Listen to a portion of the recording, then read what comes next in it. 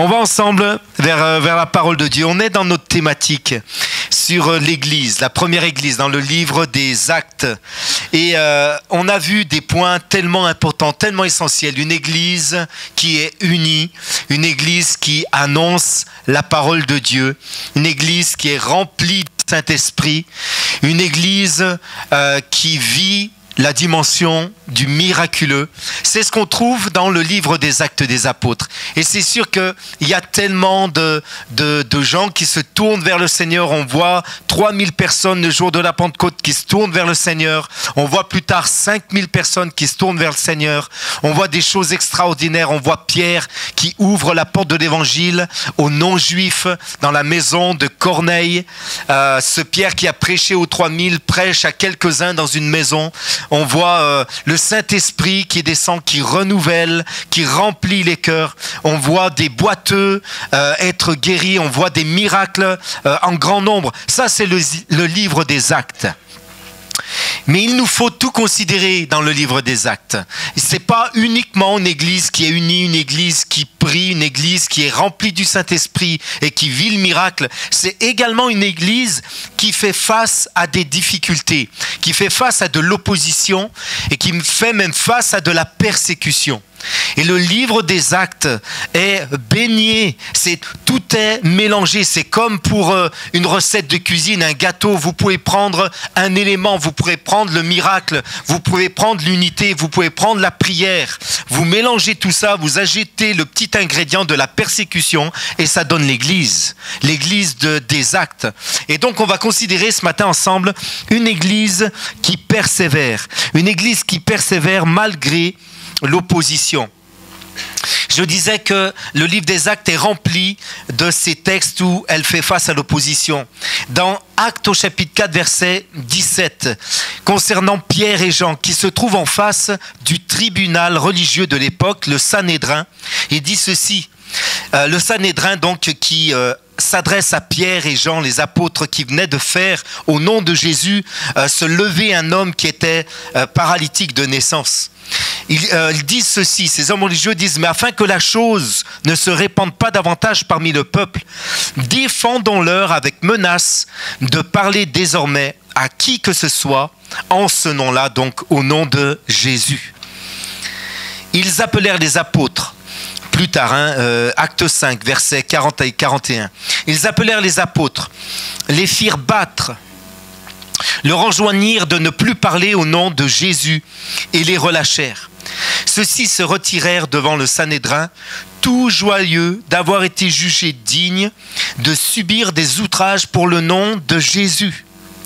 Et chaque jour, au temple et dans les maisons, ils ne cessaient d'enseigner et d'annoncer la bonne nouvelle de Jésus-Christ. Un peu plus loin, Actes chapitre 6, il est question d'Étienne, qui est le premier martyr de la foi chrétienne, qui est un témoin à l'image de Christ, aussi bien dans sa vie que dans sa mort et dans la persécution qu'il a subie. Il est là devant, encore une fois, le Sanhédrin et il utilise les textes prophétiques de l'Ancien Testament qui annoncent le Christ. Il justifie sa foi dans le Messie, dans le Christ, en s'appuyant sur les textes que les hommes religieux eux-mêmes utilisent pour enseigner la venue du Messie. Et il les convainc, il essaye de les convaincre que ce Messie annoncé, c'est bien le Christ, c'est bien Jésus de Nazareth. Or, les hommes religieux ne veulent pas entendre parler de ce Jésus. Ils ont peur que la foi en Dieu le Créateur et dans la loi de Moïse ne soit perturbée par ce faux prophète qu'ils pensent être le Christ. Ils ne voient pas en lui le Messie. Alors donc, ces hommes religieux subornèrent des hommes qui dirent: nous l'avons entendu proférer des paroles blasphématoires contre Moïse et contre Dieu. Donc il prête à Étienne des paroles qu'il n'a jamais dites. Ils mentent afin de le condamner, de le condamner à mort. Ils poussèrent alors de grands cris tous ces hommes, tout ce tribunal qui se tenait devant Étienne. Ils poussèrent alors de grands cris en se bouchant les oreilles et se précipitèrent tous ensemble sur lui, le traînèrent hors de la ville et le lapidèrent. Et un peu plus loin il dit, et il lapidait donc Étienne qui priait. Plus loin, c'est Saul de Tarse dans Actes au chapitre 8. Acte 8, verset 1er nous dit « Il y eut ce jour-là une grande persécution contre l'église de Jérusalem. » Verset 4, Saul de son côté ravageait l'église, pénétrant dans les maisons. Il en arrachait hommes et femmes et les faisait jeter en prison. Verset 4, ceux qui avaient été dispersés allaient de lieu en lieu annonçant la bonne nouvelle de la parole. Ils étaient même expulsés de leur territoire de Jérusalem. Acte 12, un peu plus loin. Vers le même temps, le roi Hérode se mit à maltraiter quelques membres de l'église et il fit mourir par l'épée Jacques, frère de Jean. Voyant que cela était agréable aux Juifs, il fit encore arrêter Pierre.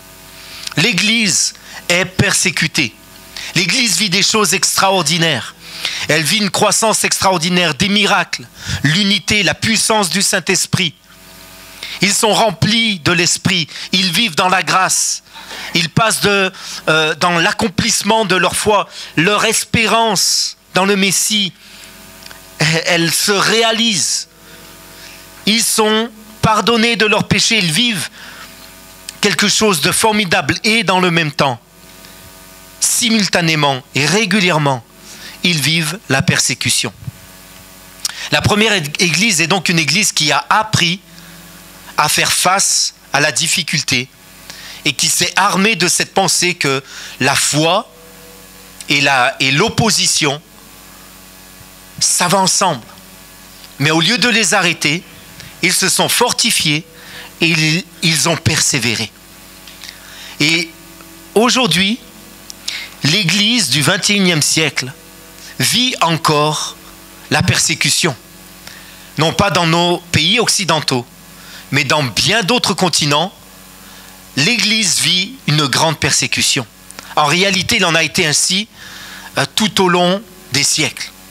L'Église a traversé toutes sortes de persécutions et elle est toujours sortie vainqueur de ces persécutions. Aujourd'hui, voici l'état de la persécution dans le monde. C'est une organisation qui s'appelle Portes Ouvertes, créée par Frère André. Il y a de nombreuses années, dans les années 60, si je ne m'abuse, et qui aujourd'hui sert l'Église persécutée. Et chaque année, cette organisation dresse la carte de l'état de persécution du monde chrétien. Et voilà ce qu'il ressort. Vous voyez ici cette carte qui s'affiche en rouge, les pays les plus persécutés, orange foncé, ceux qui le sont un peu moins, orange clair, encore un peu moins, et puis en blanc, les pays où il y a la paix, il y a la liberté pour annoncer l'évangile. Voilà le résultat, c'est qu'un chrétien sur 9 est persécuté dans le monde aujourd'hui. C'est juste énorme. Un chrétien sur 9. Si on compte aujourd'hui, parmi nous, ce matin, à ce deuxième service, peut-être 130, 140 personnes, c'est juste impressionnant. Je vous laisse faire le calcul, je ne l'ai pas fait. Mais juste, c'est quand même impressionnant. Ça, c'est aujourd'hui. En 2018, juste l'année dernière, c'était un chrétien sur 12. En une année, il y a eu une explosion de la persécution. Le palmarès de la persécution revient toujours à la Corée du Nord. On estime entre 400 et 500 000 chrétiens dans ce pays qui est complètement fermé. Et plusieurs dizaines de milliers d'entre eux sont dans des camps de travail forcé. On leur a enlevé leur liberté, on les a éloignés de leur famille, on les met dans un camp de travail. On ne réalise pas, nous. On a même du mal à imaginer ce que c'est. Mais c'est leur réalité. Le Nigeria est le pays où il y a le plus de morts à cause de la foi en Christ. Et les chiffres sont impressionnants. Il a été recensé 4136 décès ou assassinats à cause de la foi dans le monde l'année dernière. Et sur ces 4136, 3731 assassinats ont lieu au Nigeria. Pratiquement 90% des chrétiens morts dans le monde à cause de leur foi l'ont été au Nigeria l'année dernière. La Chine vit une situation qui empire. Je crois qu'elle est à la 20e place des pays persécutés. En Algérie, j'ai confondu, c'est l'Algérie. L'Algérie donc qui a bondi de la 42e à la 20e place dans l'index des pays persécutés dans le monde. Et malgré cela, de plus en plus d'Algériens se tournent vers le Seigneur Jésus et le reconnaissent comme le Sauveur et le Seigneur. La persécution n'a jamais arrêté l'Église. Et aujourd'hui, c'est la réalité, non pas la nôtre, mais de bien des croyants dans le monde. En Inde, l'objectif du gouvernement est qu'en 2021, c'est demain, en 2021, il n'y ait plus de chrétiens dans ce pays qui est qui reçoit le plus qui est le plus nombreux. Ils sont, je ne sais pas combien, plus d'1 milliard. Être indien veut dire être hindou. Voilà ce qu'a déclaré le gouvernement. Si tu es né en Inde, si tu n'es pas hindou, alors tu es persécuté. Tu n'as pas le droit de vivre une autre foi que celle que le pays impose. C'est juste inconcevable pour nous, dans un pays laïque comme la France. Il y a des croyants qui vivent dans un autre monde que le nôtre. Au total, 245 millions de chrétiens seraient persécutés dans le monde. C'est juste quelque chose d'impressionnant. Ça, c'est la réalité de beaucoup de croyants dans le monde. Un pasteur algérien a lancé un appel, je crois que c'est la semaine dernière. C'était le pasteur de la plus grande église protestante en Algérie qui a été fermée. 17 églises ont été fermées ces dernières semaines en Algérie. Il a lancé un appel et le pasteur Samuel Peter Schmidt de l'église La Porte Ouverte, ce n'est pas la même organisation que Portes Ouvertes, l'église La Porte Ouverte de Mulhouse, qui rassemblait une convention pastorale, a lancé un appel au président Macron pour demander d'intervenir auprès de la République algérienne afin de respecter la liberté de culte qui est inscrite dans la constitution de ce pays, de l'Algérie. Elle est inscrite, cette liberté est inscrite, mais elle n'est pas appliquée. Voilà la situation. Prions pour nos frères et sœurs qui traversent ces situations compliquées. Beaucoup de croyants vivent également la persécution. C'est juste impressionnant. Il n'y a jamais eu autant de personnes qui se sont données à Christ qu'à l'heure actuelle. Et je crois que en nombre, il n'y a jamais eu autant de chrétiens persécutés dans toute l'histoire de l'Église. L'Église vit toujours ce paradoxe. Il y a une percée puissante du Saint-Esprit, une manifestation glorieuse avec des gens qui se tournent vers Dieu, qui sont pardonnés de leurs péchés, consolés, relevés, guéris par le Seigneur. Et en même temps, il y a cette réalité, la persécution. Le pasteur Chan Kilgore a dit ceci: la véritable prédication de l'évangile change toujours le cœur. Soit il le réveille, soit il l'endurcit. Et en réalité, c'est pour ça que la persécution est pratiquement attachée à l'Église. C'est que si l'on prêche l'évangile, ça ne peut pas laisser indifférent. Si l'on prêche vraiment l'évangile, c'est oui ou non. C'est pas peut-être. Jésus était entier dans son message. Le message de l'évangile nous appelle à un engagement total. Jésus était radical dans son discours. Il avait un discours rempli d'amour.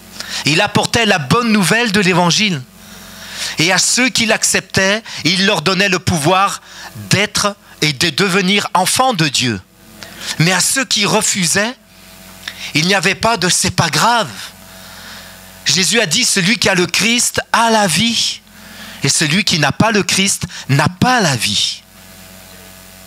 Ça, c'est simple, c'est le message simple de l'Évangile. Et c'est ce message qui fait réagir. Il n'y a pas de demi-mesure. L'Évangile ne vient pas condamner l'homme. Dieu n'a pas envoyé son Fils dans le monde pour condamner l'homme, il l'a envoyé pour le sauver. Mais en refusant, nous demeurons dans la condamnation. Et certains ne peuvent pas entendre ce message, soit parce que ça les bouleverse à cause de l'éducation culturelle et religieuse qu'ils ont reçue, ou soit ça les bouleverse parce qu'ils refusent de venir à la lumière. Et ceux qui refusent restent dans les ténèbres. Et ça crée une réaction. Mais à tous ceux qui l'ont reçu encore une fois, il leur donne le pouvoir de devenir enfants de Dieu. Ceux qui reçoivent l'évangile passent de la mort à la vie, des ténèbres à la lumière. Et le changement est radical. Nous étions sans espérance dans ce monde, mais aujourd'hui, Christ est notre espérance. Amen. Nous étions sans avenir. Nous ne savions pas, nous étions peut-être en bonne santé, riches, heureux en couple, mais profondément sans espérance. Mais à tous ceux qui reçoivent le Christ, il leur donne l'espérance éternelle. Alors, l'annonce de l'évangile va forcément créer une réaction. Ne nous étonnons pas qu'il en soit ainsi. Peut-être, ce qui serait étonnant, c'est que ça ne crée aucune réaction. C'est ça qui serait étonnant. C'est lorsque l'évangile ne percute plus les cœurs et ne vient plus nous bousculer dans nos pensées. L'auteur de l'Épître aux Hébreux nous dit que la parole de Dieu est comme une épée à double tranchant. Elle va séparer ce qu'il y a de plus secret en nous. Elle va séparer ce qui est précieux de ce qui est vil. C'est la seule qui est capable de trancher dans notre conscience, de nous bousculer et de faire la part des choses en nous. Alors laissons cette parole agir dans son intégralité. N'ayons pas peur. On n'est pas là pour condamner, on n'est pas là pour juger. On est là pour apporter la bonne nouvelle de la paix avec Dieu. Et on doit l'annoncer. Et laissons le Seigneur agir avec sa parole. Donc dans nos tribulations, dans nos oppositions, nos persécutions, il y a un encouragement de la parole de Dieu pour nous. Jésus nous a avertis. Ça, c'est encourageant. Ce n'est pas une surprise. Jésus a dit quelque chose comme « S'ils ont fait cela au bois vert, ils le feront aussi au bois sec. » Est-ce que tu peux dire à ton voisin « Tu es un bois sec » ? Ça ne veut pas dire « tu es sec ». Hein. Replaçons les choses dans le contexte. Ça veut dire que si nous sommes à Christ, eh bien ne nous étonnons pas pour certains de vivre des persécutions. Romains 8, versets 16 à 18 nous dit ceci. L'Esprit lui-même rend témoignage à notre esprit que nous sommes enfants de Dieu. Or, si nous sommes enfants de Dieu, nous sommes aussi héritiers. Est-ce qu'il y a des enfants de Dieu ici dans la salle? Amen. Donc vous êtes héritiers. Héritiers de Dieu et co-héritiers de Christ. Amen. Si toutefois nous souffrons avec lui.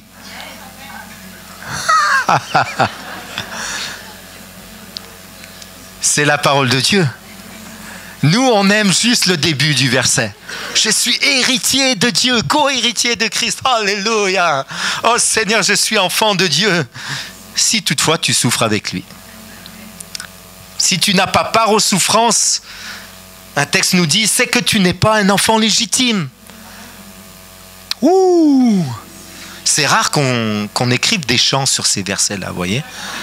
Tiens, si ça peut aider là, à inspirer de nouveaux chants, non? Non, c'est une blague. Et Paul continue, il dit « J'estime que les souffrances du temps présent ne sauraient être comparées à la gloire à venir qui sera révélée pour nous. » Amen. Donc Paul était conscient de ses souffrances à cause de l'évangile comme des millions de chrétiens partout dans le monde sont conscients de cette gloire qui les attend, malgré les souffrances qu'ils traversent à cause de leur foi en Christ. Ça, c'est la situation de la persécution dans le monde. Nous ne sommes pas ici en Occident touchés par cette persécution-là. Ceci dit, des gens qui viennent de cultures où il y a la persécution ou de certains pays arabes, ils peuvent être en Occident et grandir dans un contexte culturel proche de l'Inde, des pays arabes, et vivre une persécution en France aussi, dans leur famille, dans leur entourage. Et ça existe parmi les croyants, peut-être des Français issus d'autres cultures qui sont nés en France et qui ont grandi dans un contexte familial avec des cultures arabes ou certains pays d'Afrique ou hindous, et ils vivent une opposition, une difficulté. Même certains pays fortement catholiques, voilà, on peut grandir dans une famille italienne, espagnole et vivre une certaine pression familiale parce qu'on rejette la religion de la famille. Et la famille ne comprend pas pourquoi nous nous tournons vers une nouvelle religion évangélique alors que dans la famille, on est chrétien de génération en génération. Et on peut vivre des incompréhensions, du rejet, des difficultés. Ça, c'est peut-être notre contexte à nous. Mais je crois que notre persécution, de manière générale dans nos pays occidentaux, elle n'est pas ouverte. Personne ne nous empêche en France de nous réunir pour adorer Dieu. Nous avons la pleine liberté et nous en profitons et nous avons raison. Nous avons raison de louer Dieu comme nous le faisons ensemble, et il y a une vraie bénédiction à cela. Saisissons la liberté que nous avons. Personne ne nous empêche de partager notre foi en Dieu. Nous pouvons être des adorateurs de l'oignon en France. Je crois que c'est une secte qui existe. Hein? Ouais. Je veux dire, c'est la laïcité, les amis. Tu peux croire ce que tu veux. Je n'ai pas le droit de t'interdire d'adorer qui tu veux ou ce que tu veux. C'est la liberté. Ok? Ça va avec ça, on est d'accord avec ça. Alors, tant qu'il est jour, profitons-en pour parler du Seigneur Jésus. La nuit vient, nous dit Jésus, où on ne pourra plus le faire. Certains ne peuvent plus le faire ouvertement et Dieu se révèle quand même autrement. Amen. Par les songes, par la voix de la radio ou l'Internet, l'évangile est répandu, même dans les pays les plus fermés. Aujourd'hui, on vit, nous, cette liberté en France et on veut saisir cette liberté que nous avons. Donc notre persécution n'est pas ouverte, mais elle est insidieuse. Je crois qu'on a à faire face à une grande séduction. Dans Luc chapitre 21, Jésus, parlant de la fin des temps, nous met en garde, il dit ceci: « Veillez à ce que vos cœurs ne s'apesantissent par les excès du manger et du boire. » Voilà ce qui peut venir troubler notre foi. L'apesantissement de nos cœurs. Jésus n'était pas contre le fait de manger et d'avoir un bon temps de partage et de boire avec modération, évidemment, et de manger avec modération aussi, évidemment. Mais ce n'était pas ça le souci. Le souci, ce n'est pas d'avoir un bon repas entre amis ou en famille. Jésus mangeait avec les gens. D'ailleurs, on le traitait de mangeur et de buveur. Il n'était pas comme les religieux qui s'isolaient du peuple. Il mangeait, il prenait du temps à table avec les gens de mauvaise vie, ceux que les religieux rejetaient. Donc le souci n'est pas de manger. Le souci est que nos cœurs s'apesantissent. Le souci est de s'égarer et de faire du plaisir l'objet unique et l'objet ultime de notre quête ici-bas sur la terre.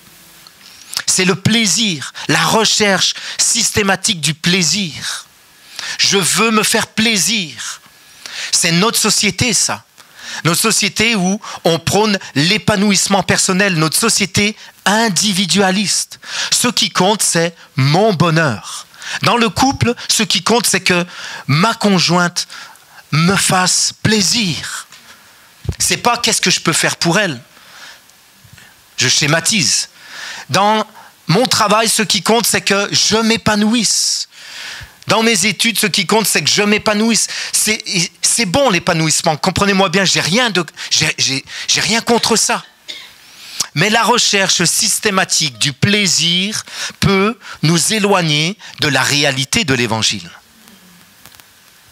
Jésus avait un tout autre discours. Et notre société, d'ailleurs, commence à réaliser maintenant que l'individualisme, c'est pas forcément bon. J'écoutais la radio en allant au Tintoret travailler cette semaine et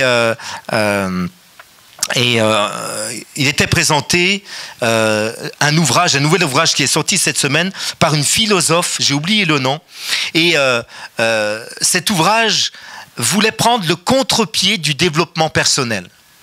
Dans le sens où cette philosophe disait, et c'est très intéressant, que si on veut vraiment se développer, il faut s'ouvrir aux autres. Parce qu'en s'ouvrant aux autres, on va se trouver soi-même. Tiens, c'est étrange, elle dit, avec des mots très intelligents, très bien dit, ce que Jésus a dit, tout aussi simplement, tu aimeras ton prochain comme toi-même. Jésus, d'ailleurs, n'est pas venu pour lui dans ce monde. Il est venu pour toi. Et il est venu pour moi. Il n'a pas cherché uniquement son bien-être, mais il s'est livré lui-même jusqu'à la mort de la croix afin que tu sois pardonné, que tu sois sauvé, que je sois pardonné et sauvé. Jésus s'est donné lui-même afin que nous soyons bénis. Amen. Il s'est donné, il a montré cet exemple. Alors, cette société qui nous encourage uniquement à l'individualisme, à rechercher son propre plaisir, maintenant commence à comprendre ce que Jésus dit depuis des siècles. On s'accomplit vraiment quand on se donne aux autres. On se trouve vraiment quand on cherche à faire du bien aux autres. Alors veillons à ce que nos cœurs ne s'apesantissent pas par les plaisirs de la vie. Dans Hébreux chapitre 3, il nous est parlé d'une autre séduction. Qu'aucun de vous n'ait un cœur mauvais et incrédule au point de se détourner de Dieu. Voilà ce que nous dit le texte, Hébreux chapitre 3. Qu'aucun de vous n'ait le cœur mauvais et incrédule au point de se détourner de Dieu. Ici, l'auteur de l'épître aux Hébreux ne parle pas à des non-croyants, il parle à des croyants. Il n'est pas question des athées ici. Il est question de ceux qui croient, mais qui ne croient pas tout. C'est-à-dire que selon notre situation, on ne croit pas que Dieu est bon, que Dieu est grand, que Dieu est capable et que Dieu nous aime. On se sent abandonné, on se sent seul, on se sent en difficulté. On oublie que le Dieu en qui nous croyons est le même pour tous les hommes. On pense que Dieu est bon pour d'autres, mais dans ma situation, Dieu n'intervient pas, donc il n'est pas bon pour moi. Et on est dans l'incrédulité. Et nos cœurs peuvent se détourner de Dieu. On peut toujours croire en Dieu et ne plus croire dans son amour, dans sa bonté, sa fidélité et sa bienveillance envers nous. Et ça, c'est une tentation. Et c'est ainsi que certains se sont détournés de Dieu par incrédulité et par amour pour le siècle présent. C'est ce que nous dit Paul. Démas m'a quitté par amour pour le siècle présent. Certainement que dans son cœur, il a été séduit par son plaisir, il a été séduit également par des formes d'incrédulité. Une autre tentation dont nous parle Jésus, c'est dans Matthieu 24. Il dit ceci, parce que l'iniquité se sera accrue, l'amour se refroidira. L'amour du plus grand nombre se refroidira. Et le péché s'accroît de manière exponentielle. Il a toujours existé, il a toujours été là. Il n'y a rien de nouveau sous le soleil. Tout existait toujours, depuis toujours. Les tentations, il n'y a pas de nouvelles tentations 2021. Ce sont les mêmes, mais elles sont tellement répandues et tellement communes aujourd'hui. Notre génération, quand je dis notre génération, c'est peut-être pas la mienne. Mais la génération actuelle des 15-25 ans, les jeunes d'aujourd'hui, ont à faire face à des tentations qu'on n'avait pas à faire face peut-être nous qui avons 40 ou 50 ans aujourd'hui. Ça a changé, les amis. Dis à ton voisin s'il porte des lunettes. Non, je rigole. Ça va, calmez-vous, calmez-vous. Il y a des jeunes aussi qui portent des lunettes. Aujourd'hui, on parle de révolution sexuelle. On parle de révolution sexuelle. Tiens, merci, tu peux me donner mon... Merci. J'ai noté ceci, on était à un séminaire très intéressant. J'ai envoyé la note tout à l'heure à Thomas qui s'occupe des ados. 4 traits caractéristiques de la jeunesse aujourd'hui. Le surnaturel. Il faut leur donner des défis qui dépassent le naturel. Ils sont attirés par ça. La vérité. Les jeunes aujourd'hui se posent des questions sur la vérité. Il y a du relativisme. Et il y a des choses qu'ils devraient savoir par cœur de la parole de Dieu. On est dans l'église aujourd'hui, on est dans une situation où certains ne connaissent pas les 10 commandements, par exemple, ou le sermon sur la montagne. Ce que Jésus nous enseigne sont des bases de la vie chrétienne. Un troisième volet qui concerne les jeunes, c'est la famille. Ils ont besoin de reposer les valeurs de la famille. Ces valeurs ont disparu. La famille, ça ne veut pas dire la même chose pour un jeune de 50 ans, vous voyez, je me rattrape un petit peu, ou un jeune de 15 ans. Ça dépend. Et puis, la dernière caractéristique de la jeunesse aujourd'hui, c'est la révolution sexuelle, avec sa terminologie. Pour nous, avant, les vieux, c'était simple. Il y avait 2 genres, hein, les hommes et les femmes. Aujourd'hui, ça a bien changé. Il y a les aromantiques, les asexuels, alors les bigendres, qui sont à la fois, ok? Je ne saurais pas tout vous expliquer. Hein. Il y a les demisexuels, les binaires, les non-binaires. Il y a le genre fluide, il y a le non-conformiste, l'hétéronormatif, intersexe, polysexuel, pansexuel, transsexuel. Wouh! Non, il y en a qui découvrent ces termes aussi. Moi, quand on m'a donné cette liste, j'étais perdu.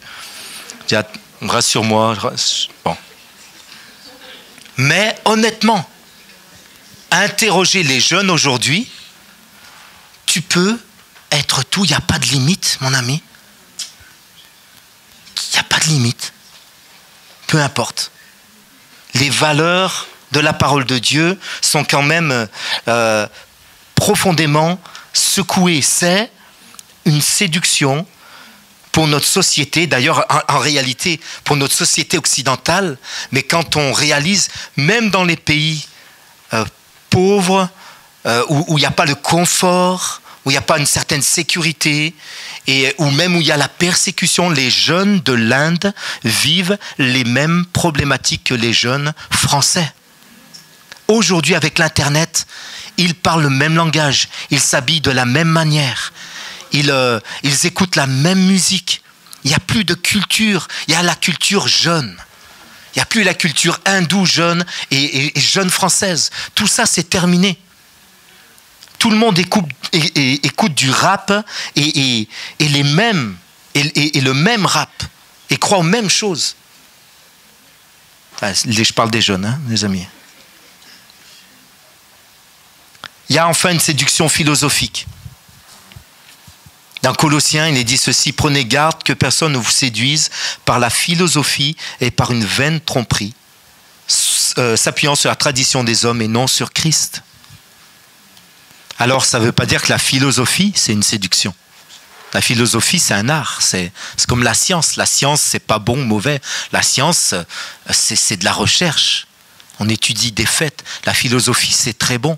Mais il y a des philosophies qui peuvent nous tromper et qui peuvent nous enfermer. Ici, le cas, c'est que ça nous enferme dans des rituels religieux. Il y en a d'autres où ça va te libérer complètement, où ça va t'amener à perdre la foi en Christ.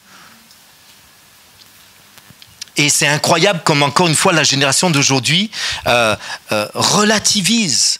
Par exemple, Ça se pourrait que les chiffres que je vous ai donnés tout à l'heure sur la persécution dans le monde, certains jeunes diraient « Ouais, mais ça, c'est de la fausse information, ça.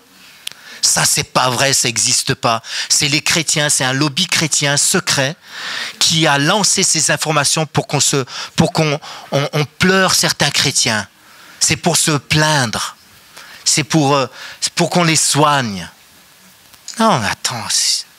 Et puis, ils vont tout relativiser. Il y a une vérité qu'on te dit à la télé, puis il y a la vraie vérité, c'est celle qui se trouve sur Internet. Tout le monde sait qu'Internet détient la vraie vérité.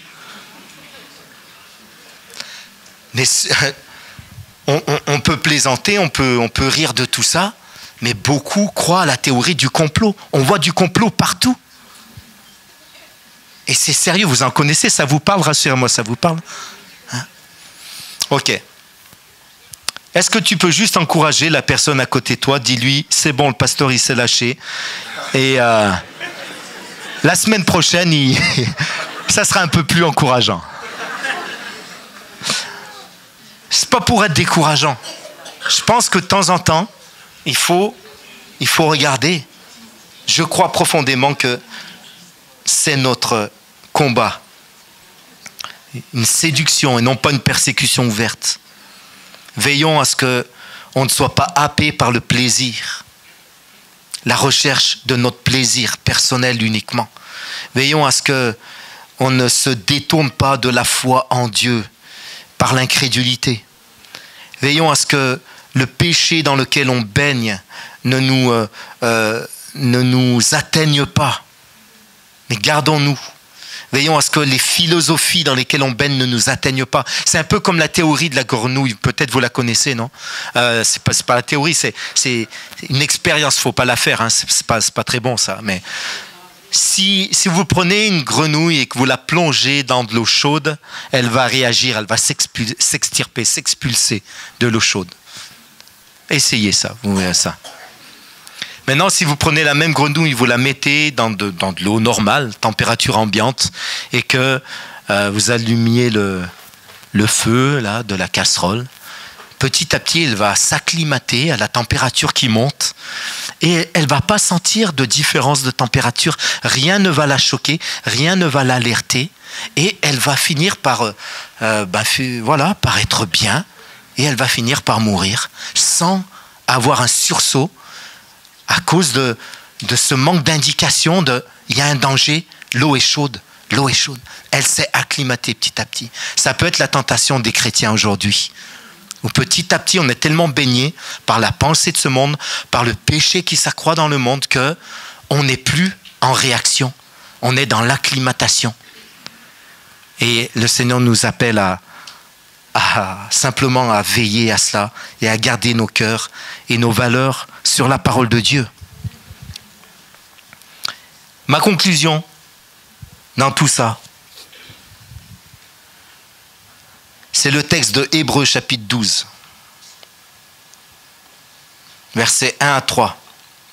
Quant à nous, nous sommes entourés de cette grande foule de témoins.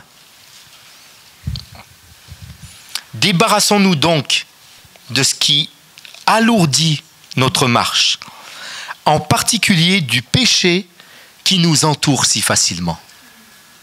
Et le texte après dit, courons, marchons, courons dans la carrière que Christ nous a ouverte. Gardons nos yeux fixés sur Jésus, dont notre foi dépend du commencement à la fin. Amen. C'est ça. Oubliez tout ce que je vous ai dit à la rigueur. Vous allez l'oublier. Mais gardez ceci. Pour nous aujourd'hui, dans notre contexte occidental, français, gardons nos yeux fixés sur Jésus. Le texte, version seconde, nous dit qu'il est le chef et le rémunérateur de la foi. Amen. Et l'apôtre Paul pouvait dire ceci. Alors qu'on va écouter cette musique, je vais vous laisser avec ces paroles. Romains chapitre 8.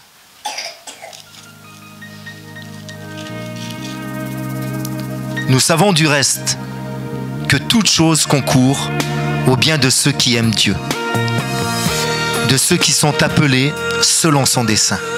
Est-ce que vous le croyez pour vous? Quelle que soit la situation que tu traverses, toute chose concourt à ton bien.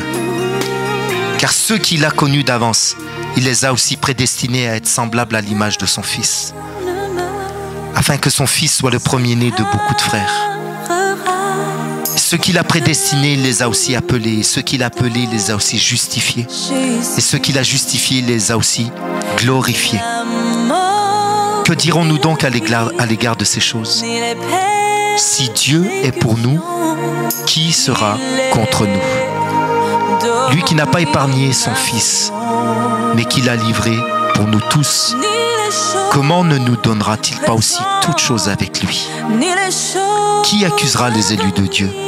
C'est Dieu qui justifie. Qui les condamnera? Christ est mort, bien plus il est ressuscité. Il est à la droite de Dieu et il intercède pour nous. Qui nous séparera de l'amour de Christ? Sera-ce la tribulation, l'angoisse, la persécution, la faim, le dénuement, le péril ou l'épée? Dans toutes ces choses, nous sommes plus que vainqueurs par celui qui nous a aimés. Car j'ai l'assurance que ni la mort, ni la vie, ni les anges, ni les dominations, ni les choses présentes, ni les choses à venir, ni les puissances, ni la hauteur, ni la profondeur, ni aucune autre créature ne pourra nous séparer de l'amour de Dieu manifesté en Jésus-Christ, notre Seigneur. Amen.